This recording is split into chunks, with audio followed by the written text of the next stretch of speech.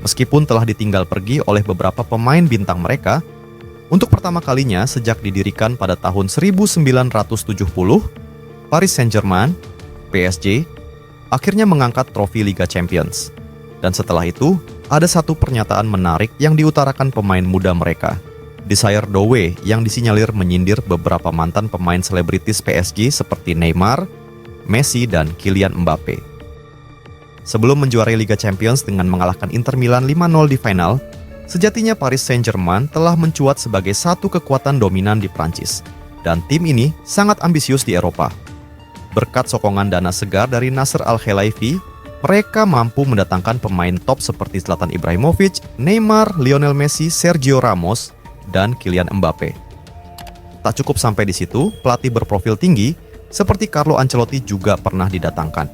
Sekilas, mereka seperti sedang berusaha membangun sebuah proyek olahraga dengan ambisi besar, yakni mengusai kejuaraan Eropa. Nama-nama berprofil tinggi datang tanpa putus-putus. PSG bahkan berani memecahkan rekor dunia transfer pemain saat memboyong Neymar dari Barcelona dengan ongkos 222 juta euro tahun 2017. Balik gagal. Jangankan juara, lolos ke babak semifinal, dan final saja masih kesulitan. Masalah ego khas pemain bintang telah merusak tim dari dalam. Kasus paling mencolok datang dari Lionel Messi, Neymar, dan Kylian Mbappe yang saga transfernya membawa suasana toksik di tim. Mulai dari proses negosiasi perpanjangan kontrak berlarut-larut, sampai manajemen klub rela memberinya peran layaknya raja kecil di Parc des Princes, semuanya hadir bak sinetron.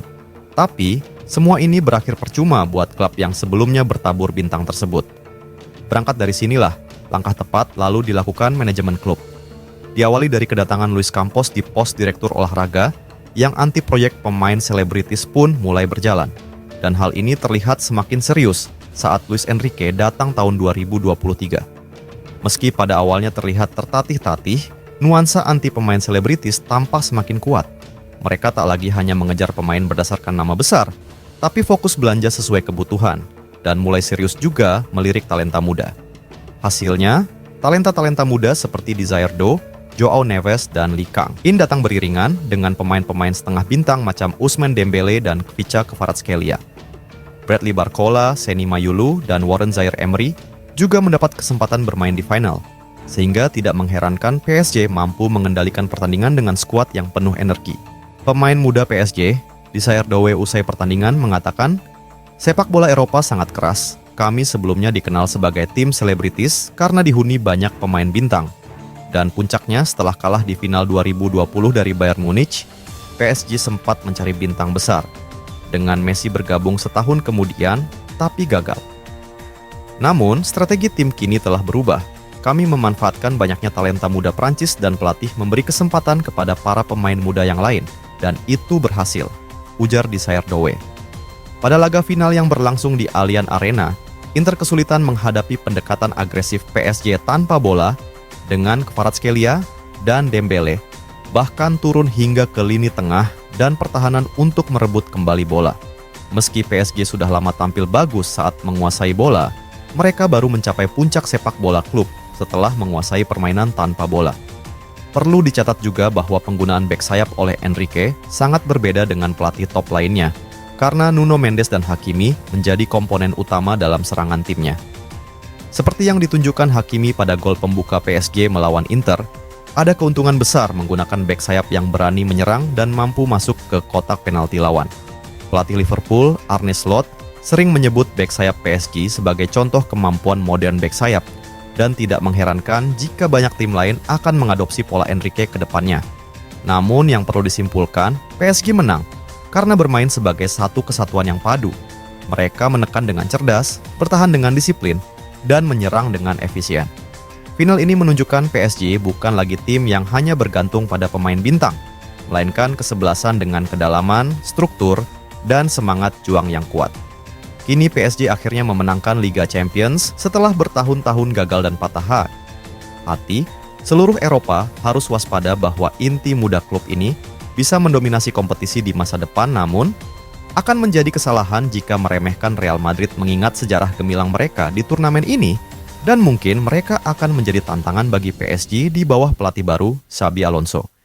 Bagaimanapun, pada tahap awal ini, PSG layak dianggap sebagai favorit kuat untuk mempertahankan gelar Liga Champions musim depan. Sementara itu, sampai jadi bahan cemoohan di negerinya sendiri, bisa-bisanya legenda timnas Cina, Fan Zhiyi memprediksi timnas Cina akan menjadi bulan-bulanan timnas Indonesia saat nanti bertandang ke GBK dalam lanjutan kualifikasi Piala Dunia 2026 zona Asia. Saat ini, Cina menempati posisi buncit di klasemen grup C dengan torehan 6 poin dari 6 pertandingan. Meski di posisi buncit, Cina masih punya kans di grup asal mampu mencuri poin di kandang timnas Indonesia. Meski demikian, Fan Zhiyi mengatakan Cina sebaiknya berpikir realistis untuk tak terlalu percaya diri bisa mengalahkan timnas Indonesia di GBK. Fan Zhiyi punya alasan mengapa Cina lebih baik banyak berdoa saja agar tidak menjadi bulan-bulanan Tom Hai dan kawan-kawan. Dia juga menegaskan bahwa lawan tim naga sekarang bukanlah timnas Indonesia yang dengan mudah bisa ditaklukkan. Yang pertama, gap kekuatan antara dua tim jelas ada. Kita memang menang 2-1 di pertemuan pertama, tapi saya pikir kita hanya beruntung saja. Sebab secara statistik kita kalah jauh dari Indonesia, kata Fan Zhiyi, seperti dikutip dari Sohu. Yang kedua, lawan kami sekarang adalah Indonesia yang sudah memiliki striker tajam sejak Ole Romeni bergabung. Jangan berpikir hanya karena kita pernah mengalahkan mereka, kita akan mudah mengulang hasil yang sama. Itu tak realistis, imbuhnya.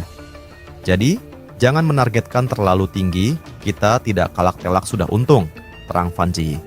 Sementara itu, pelatih timnas Cina Branko Ivankovic dan asistennya Zheng Ji memasuki tahap akhir dalam menyeleksi para pemain di Liga Super.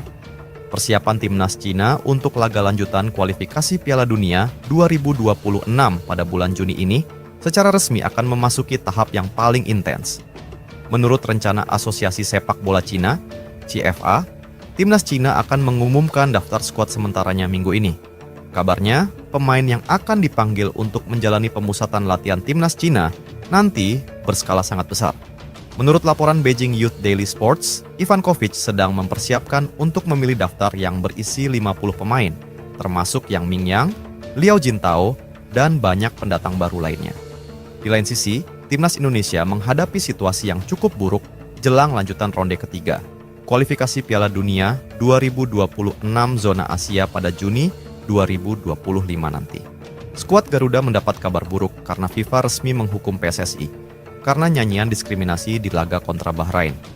Hukuman tersebut berupa denda sebesar 400 juta rupiah dan pemangkasan jumlah penonton 15%.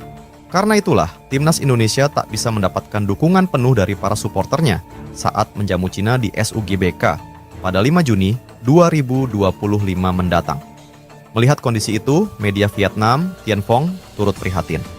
Sebab hukuman tersebut justru menghilangkan salah satu keunggulan timnas Indonesia, yakni dukungan penuh dari para fans di SUGBK.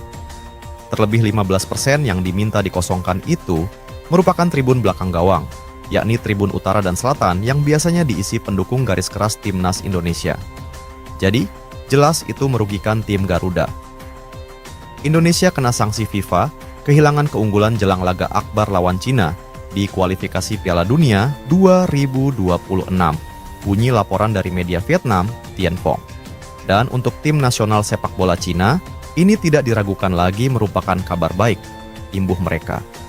Bahkan, media tersebut menyatakan bahwa Indonesia akan dicoret dari putaran ketiga jika pelanggaran kembali dilakukan supporter Indonesia di laga kontra Cina. Setelah mendapat hukuman berat dari FIFA, supporter Indonesia tidak akan berani bertindak gegabah, tulis Tien Phong. Toh, ini sudah kedua kalinya timnas Indonesia mendapat hukuman berat dari FIFA. Kalau sampai ketiga kalinya, bisa jadi mereka akan didiskualifikasi. Lanjutnya, kemudian, Tien Phong secara belak-belakan menilai bahwa mental para pemain timnas Indonesia tentunya akan terganggu imbas dari hukuman FIFA tersebut. Tak hanya itu, media Vietnam tersebut juga menilai bahwa pemain timnas Indonesia saat ini sedang gugup alias panik. Jadi sebenarnya mereka sangat gugup atau panik secara mental, terang Tien Phong.